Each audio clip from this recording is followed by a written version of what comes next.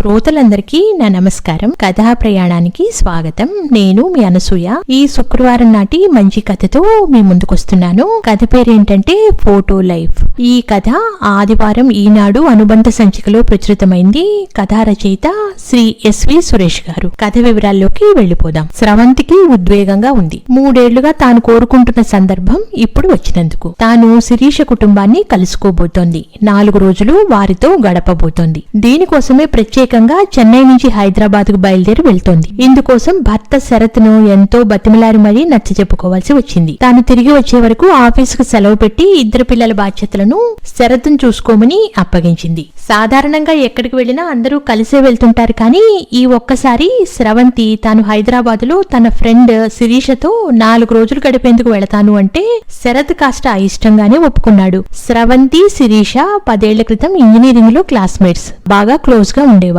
Campus selection లో ఇద్దరికి ఉద్యోగాలు వచ్చాయి. పెళ్లిళ్లు అయ్యాయి. శరత్కి అప్పటికే చెన్నైలో ఉద్యోగం కావడంతో తాను కంపెనీలో రిక్వెస్ట్ పెట్టుకుని హైదరాబాద్ వదిలేసింది స్రవంతి. 2 ఏళ్ల వ్యవధిలో 2 పిల్లలు పుట్టినా అమ్మా నాన్నలతో పాటు అత్తామామలు బాగా సపోర్ట్ చేయడంతో ఎలాగోలా తిప్పలు పడి జాబ్ నిలబెట్టుకుంది. శిరీష మొదటిసారి తల్లైనప్పుడే ఉద్యోగం మానేసింది. తనకి మరో 2 ఏళ్లకు పాప పుట్టింది. ఇప్పుడు శిరీషది తనలాగే 2 పిల్లల కుటుంబం. శిరీష భర్త మనోహర్ కంపెనీలు మారుతూ హైదరాబాద్ లోనే జాబ్ చేస్తున్నాడు. కానీ వాళ్లది ఎంత అన్యోన్యమైన కుటుంబం అనుకుంది స్రవంతి. తరచూ శిరీష వాళ్ల ఫ్యామిలీ ఫోటోలు వాట్సాప్ లో షేర్ చేస్తూ ఉంటుంది. వాటిని చూస్తున్నప్పుడు ఎంత వద్దనుకున్నా స్రవంతిలో రవంత అసూయ కలుగుతూ ఉంటుంది. శిరీష తన పేరెంట్స్ తో ఎట్లా ఉంటుందో మనోహర్ పేరెంట్స్ తోనూ అంతే సన్నిహితంగా ఉంది. పిల్లలు ఆణిముత్యాల్లా ఉన్నారు.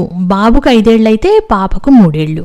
ఎంత చక్కటి ఫ్యామిలీ అనుకుంది స్రవంతి మరోసారి ఆ ఫోటోలను పరిశీలనగా చూస్తూ. పుట్టినరోజులు, పెళ్లి రోజులు, పండుగలు, ఫంక్షన్లకు శిరీష విధిగా వాళ్ళ ఫ్యామిలీ ఫోటోలు పంపుతూ ఉంటుంది. వాటిని చూస్తుంటే మాత్రం స్రవంతిలో జలసీ వచ్చేస్తుంది. శిరీష ఫ్యామిలీని తన కుటుంబంతో స్రవంతి పోల్చుకుంటూ ఉండడమే ఎందుకు కారణం? తన ఫ్యామిలీలో ఏవో కష్టాలున్నాయని కాదు కానీ ఆ క్లోజ్నెస్ ఏది, ఆ ఓపెన్నెస్ ఏది? తనకు 2వ కాన్పు సమయంలో జాబ్ కు రిజైన్ చేస్తానంది స్రవంతి. అందుకు శరత్ తో పాటు అత్తమామలు ఒప్పుకోలేదు. తాను జాబును, పిల్లల బాధ్యతలను సమర్థించుకోలేను అంటే సమ్మతించలేదు. పనుల్లో తాము సాయం చేస్తామన్నారు. ఉద్యోగం మానేయడం తెలివి తక్కువ పనన్నారు. దాంతో స్రవంతి అలాగే నెట్టుకొస్తోంది. కానీ శిరీష జాబ్ మానేసి పిల్లల్ని చూసుకుంటూ ఎంతో హ్యాపీగా ఎంజాయ్ చేస్తోంది. ఆ విషయాన్ని శిరీష పంపే ఫోటోలు, తన ఫేస్బుక్ పోస్టింగ్స్, తను పెట్టుకునే డీపీలే చెప్తుంటాయి అనుకుంది స్రవంతి. అందుకే 4 రోజులు శిరీష దగ్గర గడిపి వస్తే మైండ్ ఫ్రెష్ అవుతుందని ఈ ప్రయాణం పెట్టుకుంది. కాలికి మేలు మోగ్గానే తలుపు తీసిన శిరీష చేతిలో సూట్ కేసుతో నిలబడ్డ స్రవంతిని చూసి నివ్వెరపోయింది. వెంటనే తేరుకుని రా స్రవంతి, చెప్పా పెట్టకుండా వచ్చేసావే అంది. శిరీష మొహంలో భావాలు గుర్తించిన స్రవంతి మనసు చివుక్కుమంది.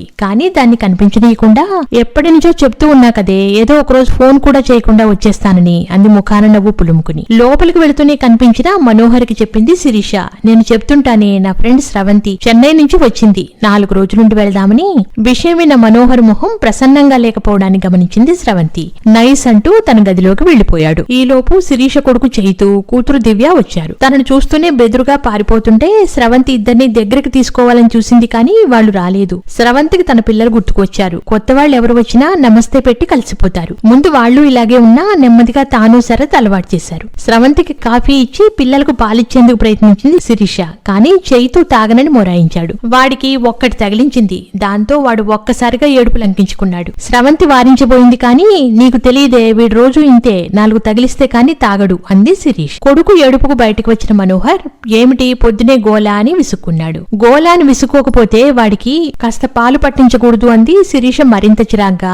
వీకెండ్ లో 2 రోజులు ఎలాగూ నేనే పిల్లల్ని చూస్తున్నాను, వర్కింగ్ డే నాడు చూడమంటే ఎలా? మనోహర్ కసురుకుంటూ అన్నాడు. ఇలా వాళ్ళిద్దరూ తన ముందే వాదులాడుకుంటుంటే స్రవంతికి ఇబ్బందిగా అనిపించింది. అక్కడి నుంచి నెమ్మదిగా పక్క గదిలోకి వెళ్తుంటే, అయినా మీ గారాబం వల్లనే వాడు మొండిగా తయారవుతున్నాడు రెట్టించిన స్వరంతో శిరీష అనడం వెనుక నుంచి వినిపించింది. స్రవంతి తనకు ఇచ్చిన గదిలోకి వచ్చి ఆలోచిస్తూ కూర్చుంది. పిల్లల్ని చూసే విషయంలో ఎలాంటి పంతాలు పట్టింపులు ఉండకూడదన్నది తాను శరత్ మొదటి నుంచి అనుసరిస్తున్న విధానం. పైగా పిల్లల ముందు ఏ విషయంలోనూ వాదులాడుకోకూడదన్నది పెద్దవాడు పుట్టినప్పుడే తీసుకున్న నిర్ణయం. శరత్ కూడా ఈ విషయంలో ఎప్పుడూ జవదాటలేదు. స్రవంతి బ్రేక్ఫాస్ట్ చేద్దాన్రా అన్న శిరీష పిలుపు విని బయటకు వస్తుంటే గోడపైన వాళ్ల ఫ్యామిలీ ఫోటో కనిపించింది. శిరీష, మనోహర్ 2 పిల్లలు చిద్విలాసంగా ఫోటోకు ఫోజులిచ్చారు. ఈ ఫోటోనే శిరీష తనకు కొద్ది రోజుల కిందట వాట్సాప్ లో షేర్ చేసి చేసినట్టు గుర్తు. స్రవంతి, శిరీష బ్రేక్ఫాస్ట్ చేస్తుంటే మనోహర్ వాళ్ళ పేరెంట్స్ వచ్చారు. వాళ్ళని చూడగానే స్రవంతి గుర్తుపట్టింది. వీళ్లతో కలిసి ఉన్న చాలా ఫోటోలను శిరీష తనకు పంపింది. అత్తమామలతో శిరీష అన్యోన్యత ఆ ఫోటోలలో చూసే తనకు వాళ్ళింటికి రావాలి అనిపించింది. అత్తమామలను చూడగానే శిరీష ముఖం చిట్లించింది. రండి అత్తయ్య, టిఫిన్ చేసి వచ్చారుగా అంటూ ఆమె సమాధానం కోసం చూడకుండా స్నానానికి వెళ్లిపోయింది. ఆ పెద్దవాళ్ల ముఖాలు చూస్తే బ్రేక్ఫాస్ట్ చేసి రాలేదు అని గుర్తించిన స్రవంతి మనసు బాధపడింది. తానే చొరవ తీసుకుని వాళ్ళిద్దరికి కాఫీ బిస్కెట్లు ఇచ్చింది. అత్తమామలతో శిరీష అంటీ ముట్టనట్టు ఉండడం స్రవంతికి ఆశ్చర్యం కలిగించింది. మధ్యాహ్నం భోజనాలయ్యాక ప్రయాణ బడకతో ఉన్న స్రవంతి కాసేపు నిద్రపోయింది. గంట తర్వాత గది బయట పెద్దగా అరుపులు వినిపిస్తూ ఉంటే స్రవంతి కంగారు పడుతూ లేచింది. మీరు రావడం వల్ల నేనేమీ ఇబ్బంది పట్టం లేదు, కానీ పిల్లల్ని గారాబం చేయవద్దంటున్నాను. మీరు వెళ్ళాక వాళ్ళని ఒక దారికి తీసుకురావడానికి తల ప్రాణం తోకకు వస్తుంది, గట్టిగా రొప్పుతూ అంటోంది శిరీష. కోపంతో ఆమె కళ్ళు ఎర్రబడి ఉన్నాయి. అదేంటమ్మా, పిల్లలు తాతా నానమ్మల దగ్గరకు రాకుండా ఉంటారా? మేం కాస్త ముద్దు చేయడం నిజమే, దానికి గారాబం చేసి పిల్లల్ని చెడగొడుతున్నామంటే ఎలా?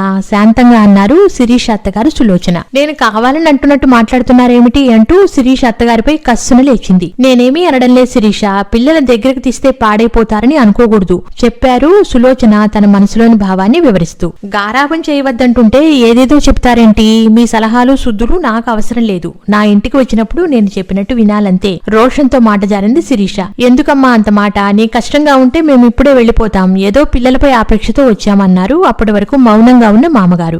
గొడవ కాస్త ముదిరిపోతుందని గమనించిన స్రవంతి అక్కడి నుంచి శిరీషను పక్కకు తీసుకెళ్లింది. ఆ తర్వాత చాలా సేపటి వరకు ఆ ఇంట్లో నిశ్శబ్దం రాజ్యమేలింది. పిల్లలు బిక్క చచ్చిపోయి కనిపించారు. స్రవంతికి అక్కడ ఉండటం అసౌకర్యంగా అనిపించింది. పెళ్లై 10 ఏళ్లైనా ఇప్పటి వరకు తాను అత్తయ్యతో ఒక్కసారి కూడా గట్టిగా మాట్లాడలేదు. అలా అని భేదాభిప్రాయాలు అసలు లేవని కాదు. అలాంటి పరిస్థితి ఎప్పుడైనా వస్తే తమ ఇద్దరిలో ఎవరో ఒకరు మౌనం పాటిస్తారు. దానితో కొద్దిసేపటికే మనస్పర్ధ సమసిపోతుంది. ఇక తన మామగారి ఎదుట కఠినంగా మాట్లాడిన సందర్భం ఒకటి లేదు. అసలు తమ ఇల్లు షరతు వేసే జోకులతో ఎప్పుడూ సరదాగా ఉంటుందే తప్ప సీరియస్ గా ఉండదు. స్రవంతి ఒక్కసారి తన ఫోన్ తీసి శిరీష చాట్స్ లో వెతికి నెల కిందట పంపిన ఫోటోలు చూడసాగింది. శిరీష తన అత్తమామలతో కలిసి తీయించుకున్న ఫోటోలు 10 వరకు ఉన్నాయి. అన్నింటిలో శిరీష తన అత్తగారి భుజం పైన చెయ్యి వేసో, మెడ చుట్టూ చెయ్యి వేసో సన్నిహితంగా ఉంది.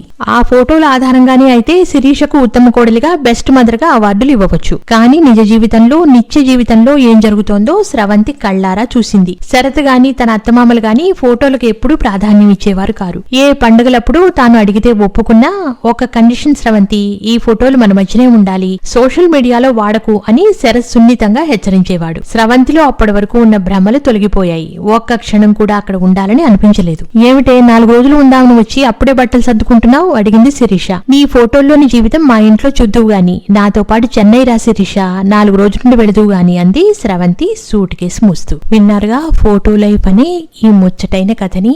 మనలో చాలా మందిమి దూరపు కొండలు నునుపు అన్నట్టుగా ఎదుటివారి జీవితం చాలా హాయిగా, ఆనందంగా, అద్భుతంగా ఉన్నట్టుగా ఊహించుకుంటూ లేనిపోని అసంతృప్తితో బాధపడుతూ ఉంటాము. సమస్యలు, ఒడిదుడుకులు అనేవి ప్రతి ఒక్కరి జీవితంలో సహజమేనని, కనిపించే పైపై మెరుగులన్నీ నిజాలు కావని మనం అస్సలు గుర్తించము. పైపైన కనిపించేవన్నీ వాస్తవాలు కాదని ఈ కథ మనకెంతో సున్నితంగా బోధిస్తోంది, నేర్పిస్తోంది. కథా రచయిత కూడా ఈ విషయాన్ని ఈ కోణంలో నుంచి చాలా చక్కగా ఆవిష్కరించారు. అందుకే నాకు ఈ కథ ఎంతగానో నచ్చింది. మీకు కూడా నచ్చుతుంది అని ఆశిస్తున్నాను. ఉంటాను. సెలవు. నమస్కారం.